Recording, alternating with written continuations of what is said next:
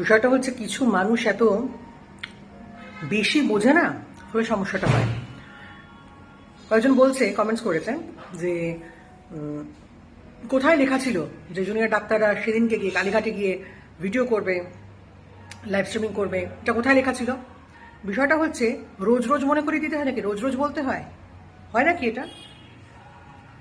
না, অবশ্য ঠিক করেছেন। ডাক্তারদের তো একটাই কাজ, প্রেসক্রিপশনে যেরকম লেখা থাকে এই ওষুধটা দিনে 3 বার করে খাবেন, ওটা ওই লেখা উচিত ছিল যে মিটিং করতে গেলে লাইভ স্ট্রিমিং বা ভিডিও রেকর্ডিং, এটা লিখে দেওয়া উচিত ছিল। হ্যাঁ, ওটা ওটা একটা ভুল হয়েছে হয়তো। অদ্ভুত কথা, কোথা থেকে আসেন আপনারা?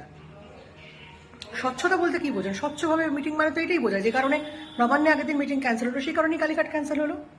এটা আবার বলতে লাগে? নেমন্তন্ন বাড়িতে গেছেন আপনি, আপনি জানেন তো যে আপনি খেতে পাবেন, তার জন্য কি আপনাকে চিনিয়ে দিতে হবে যে এটাকে থালা বলে, এটাকে প্লেট বলে, এটাকে খাবার বলে? গেলে তো খেতেই পাবেন। কি অদ্ভুত ব্যাপার, কোথা থেকে আসেন আপনারা?